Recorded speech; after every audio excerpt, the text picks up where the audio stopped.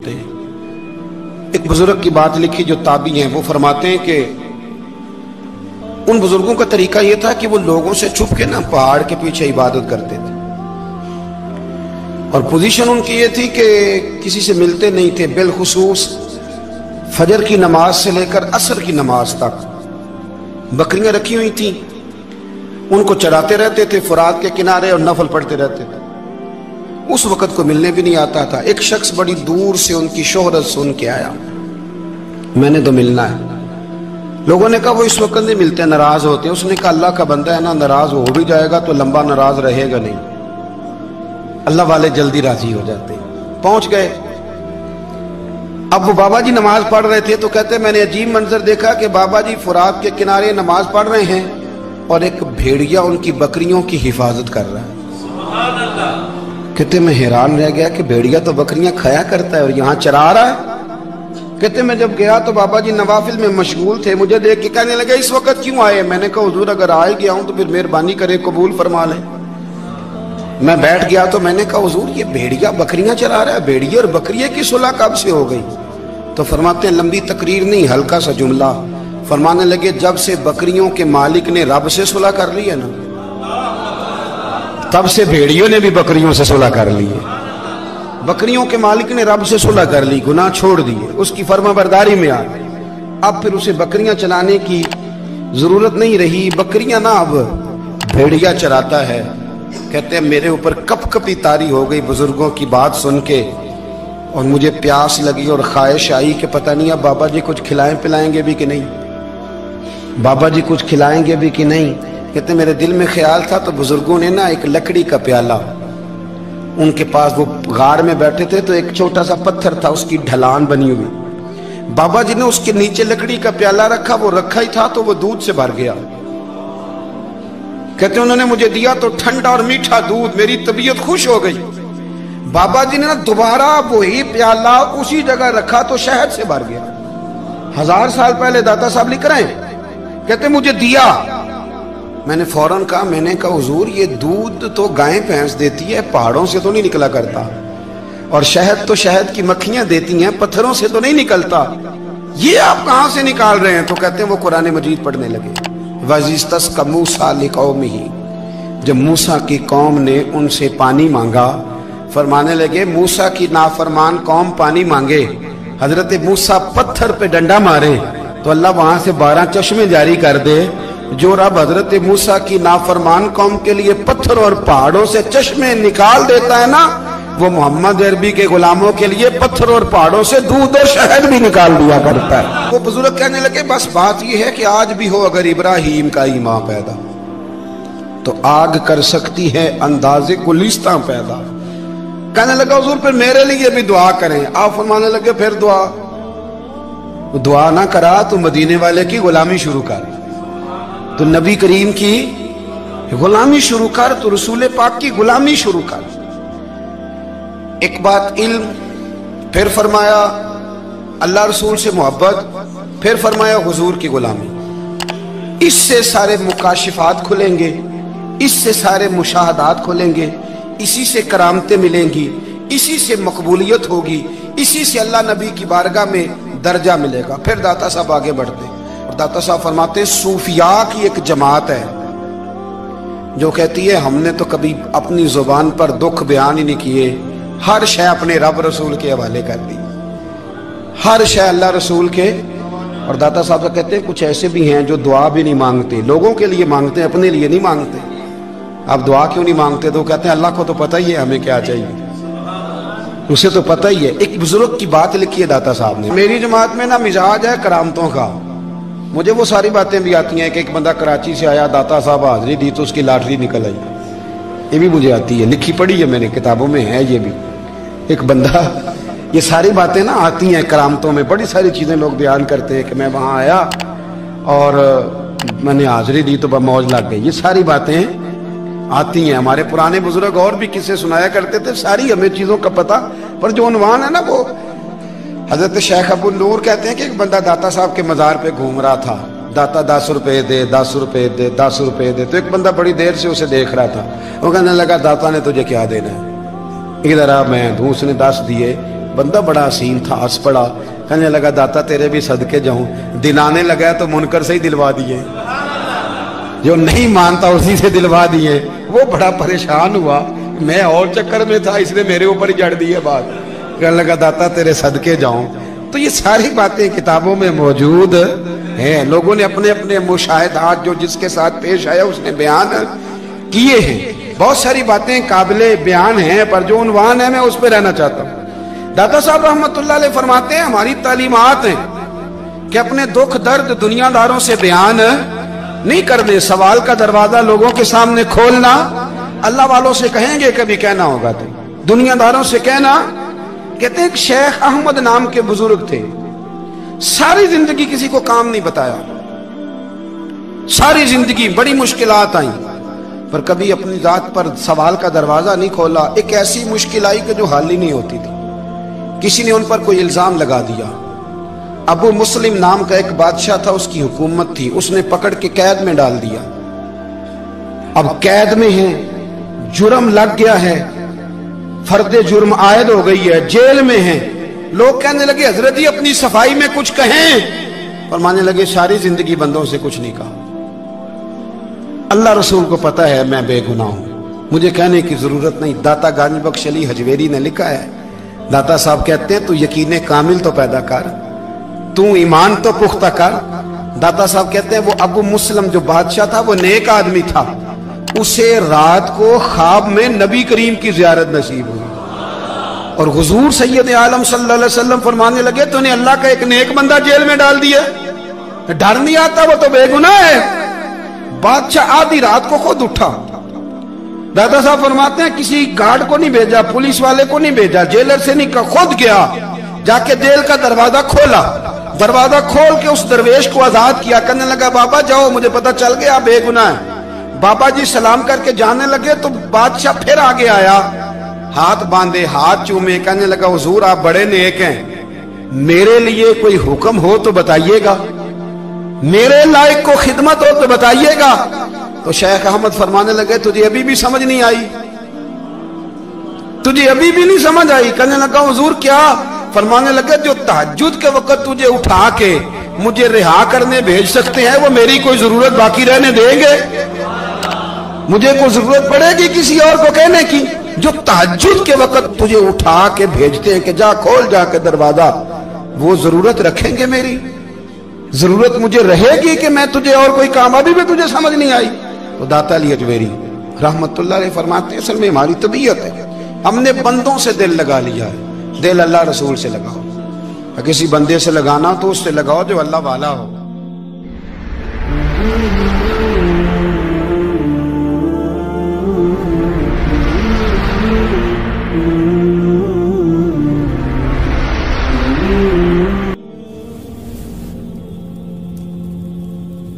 ये वाला रंग तेरे अंदर कोई नहीं। अबू सुफियान आए उन दिनों जिन दिनों हालात बड़े कठिन थे, इख्तलाफ शिद्दत का था। अबू सुफियान आए हुजूर की बारगाह में। आए किस लिए?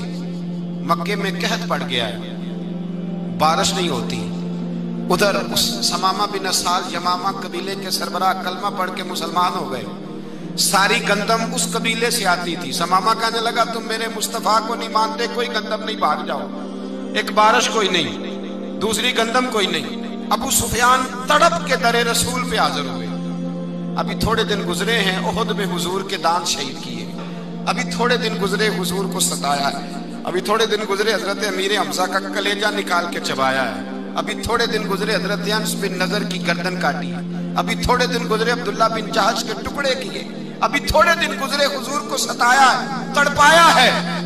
पर हजरत अली शेर खुदा फरमाते मैं मानने वाला उस रसूल का हूं इसके दांत शहीद हो गए। ओहद के अंदर सारी दाढ़ी लहू से भर गई। फरमाते मैं रो पड़ा और मैंने कहा महबूबा आप नहीं मुझसे बर्दाश्त होता, दुआ करें अल्लाह इन पे अज़ाब नाज़िल करे। उठाए हाथ, आप दुआ करेंगे तो अल्लाह तबारक व तआला दो पहाड़ियों में पीस डालेगा। हजरत अली कहते हैं मैंने अर्ज की तो हुजूर ने हाथ उठाए और दुआ क्या दी, अल्लाहुम्मा हदी कौमी फइन्नहुम ला यअलमून। ऐ अल्लाह मेरी कौम को हिदायत दे दे, ये जानते नहीं ये क्या कर रहे हैं। अल्लाह इन्हें हिदायत दे। یہ اخلاق حسنہ کا معیار. تھوڑے دن پہلے حضور کے ساتھ یہ رویہ. ابو سفیان اب بے حال ہو گئے, بچے بھوک سے مرنے لگے, جانور پیاس سے مرنے لگے. ابو سفیان چھپتا چھپاتا کہنے لگا چارہ کوئی نہیں, مصطفیٰ کے پاس جانا ہی پڑے گا. ابو سفیان مدینے پہنچ گئے. جب پہنچے نا تو ابو سفیان کی اپنی صاحبزادی حضرت ام حبیبہ ام المومنین تھی, رسول اللہ کی زوجہ تھی. ابو سفیان جب آئے تو حضرت ام حبیبہ کے پاس سیدھے ان کے گھر گئے بیٹی سے ملنے. حضور کا بستر بچھا ہوا تھا. حضرت ام حبیبہ حضور کی زوجہ ام المومنین بستر بچھا ہے. ابو سفیان بیٹھنے لگے, جناب ام حبیبہ کہنے لگی ابا جی ٹھہر جائیں. وہ ٹھہرے تو بستر سمیٹ دیا. کہنے لگے بیٹی شاید تیرے گھر میں کوئی قیمتی بستر نہیں, غربت چھپانے کے لیے بستر سمیٹ رہی ہو. جناب ام حبیبہ کہنے لگی ابا تو مسلمان نہیں نہ ہوا, ابھی تیری سوچ کافروں جیسی ہے. تو یہاں آ کے کھڑا ہونا جہاں میں کھڑی ہوں, پھر تجھے رسول اللہ کی محبت کے رنگ کا پتہ چلے. تو ابھی کھڑا وہاں ہے جہاں تجھے کفر ہی کفر سنائی اور سجائی دیتا ہے.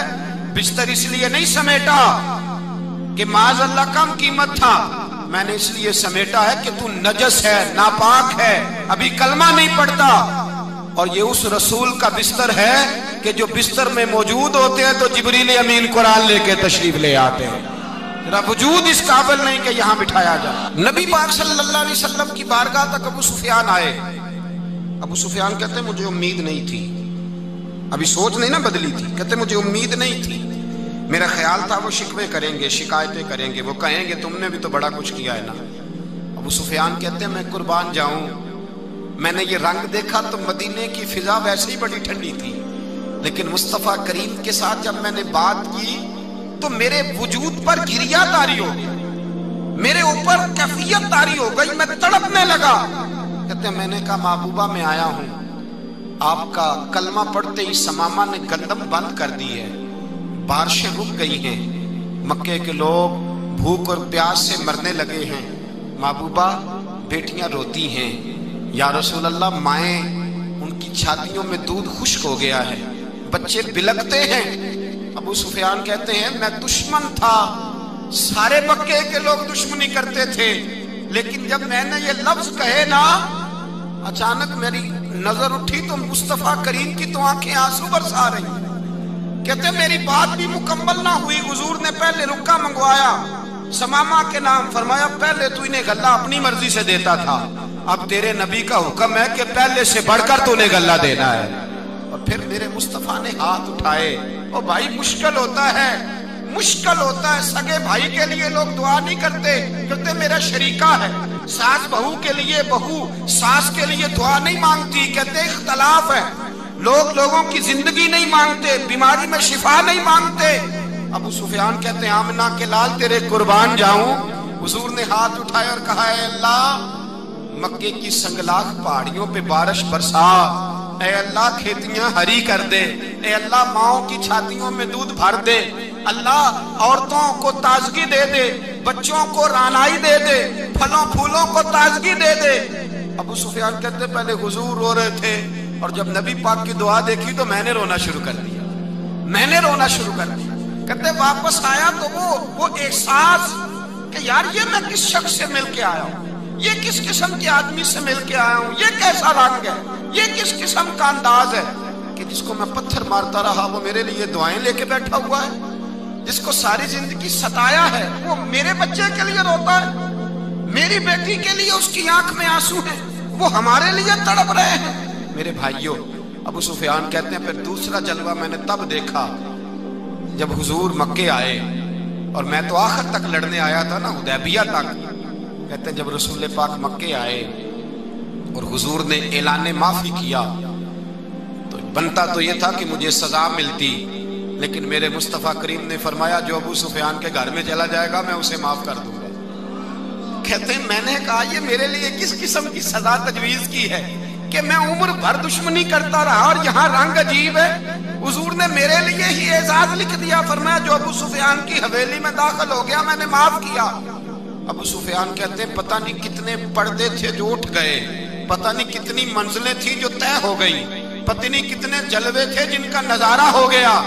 اور میں نے غور سے چہرہ دیکھا تو میری آنکھوں سے پٹی اتر گئی اور مجھے عبداللہ کے یتیم بیٹے کے پیچھے محمد رسول اللہ کے جلوے نظر آنے شروع ہو گئے۔ اخلاقی قدریں جب موجود رہتی، یہاں تو لوگ مرے ہوئے شخص کو مارتے ہیں، یہاں تو سڑک پر کتنی گراوٹ ہے اور کتنا گر گیا ہے اخلاق ان لوگوں کا، ایکسیڈنٹ ہو گیا ہے، ٹرین کی پٹری سے اتر گئی ہے، چیخ و پکار ہے، آہیں ہیں، تڑپنا ہے، رونا ہے، سسکیاں ہے، ماں کا بازو کٹا ہے پر وہ چیختی ہے ذرا میرے بیٹے کا پتہ کرو، باپ کی آنکھوں میں ریت پڑ گئی ہے پر وہ تڑپتا ہو میرا بیٹا تھا، چیخ و پکار ہو رہی ہے۔ پر ظلم ہے اس قوم کا کہ جو بچانے والے آئے ہیں وہ پہلے آتے ہی ان کی جیبیں ٹٹول رہے ہیں، ان کے بٹوے دیکھ رہے ہیں، گری ہوئی عورتوں کے، یہ آپ اٹھا کر دیکھیے اخبارات، عورتوں کے گری ہوئی عورتوں کے کانوں سے بالیاں نوچی گئیں اور ان کے کان تک کٹ گئے۔ یہ اس قوم کا حال ہے۔ اقبال کہتے ہیں جنہیں آتا نہیں دنیا میں کوئی فن تم ہو اور بیچ کھاتے ہیں جو بزرگوں کا کفن تم ہو۔ تم وہ لوگ ہو جو کفنوں پہ سودے کرتے ہو، جو قبروں پہ سودے کرتے ہو۔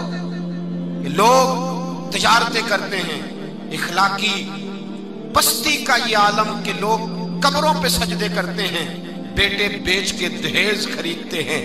غریب کی بیٹی روز تڑپتی ہے، روتی ہے، روز سسکیاں لیتی ہے کہ کہاں سے وہ دروازہ کھلے گا جب میں بھی جب سہاگن ہوں گی، جب میرا باپ بھی عزت کے ساتھ مجھے رخصت کرے گا۔ اور غریب آدمی بیٹی کی شادی کے بعد اتنا دکھی رہتا ہے، وہ بھی کم ہی لوگ جانتے ہیں، وہ بھی وہی لوگ جانتے ہیں جو اس منظر سے گزرتے ہیں۔ ہمارا اخلاقی معاملہ اس قدر زیادہ تباہی کا شکار ہے۔ میرے مصطفیٰ کریم سید عالم نور مجسم صلی اللہ علیہ وسلم جذبات کا خیال رکھتے، احساسات کا خیال رکھتے، تصورات کا۔ او بھائی، اس سے بڑا اخلاق کا مظاہرہ کہاں سے لینے جاؤ گے؟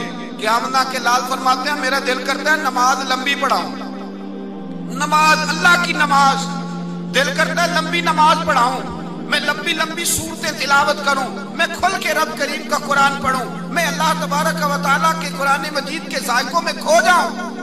لیکن حضور فرماتے ہیں نماز میں کسی بچے کے رونے کی آواز آتی ہے، کسی بوڑھے کی ہائے کی آواز آتی ہے، کسی بیمار آدمی کی ہائے کی آواز آتی ہے۔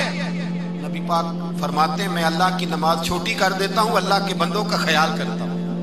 میں رب کی نماز چھوٹی کر دیتا ہوں، رب کریم کے بندوں کا خیال کرتا ہوں۔ خدا کے بندے تو ہیں ہزاروں، بنوں میں پھرتے ہیں مارے مارے، میں اس کا بندہ بنوں گا جس کو خدا کے بندوں سے۔ میرے حبیب کریم سید عالم صلی اللہ علیہ وسلم نے فرمایا اللہ کریم نے بندے کو، مخلوق کو پیدا کرنے سے پہلے جو تحریر سب سے پہلے لکھی تھی نا، اللہ نے اپنے پاس جو جملے سب سے پہلے لکھے تھے بندے بنانے سے بھی پہلے، وہ فکر یہ تھے کہ ان رحمتی سبقت اعلی غضبی، رب کریم نے لکھا تھا بے شک میری رحمت زیادہ ہے، میرا غضب زیادہ نہیں ہے۔ اس نے لکھا تھا کہ میری رحمت ہمیشہ میرے غضب پر غالب رہے گی۔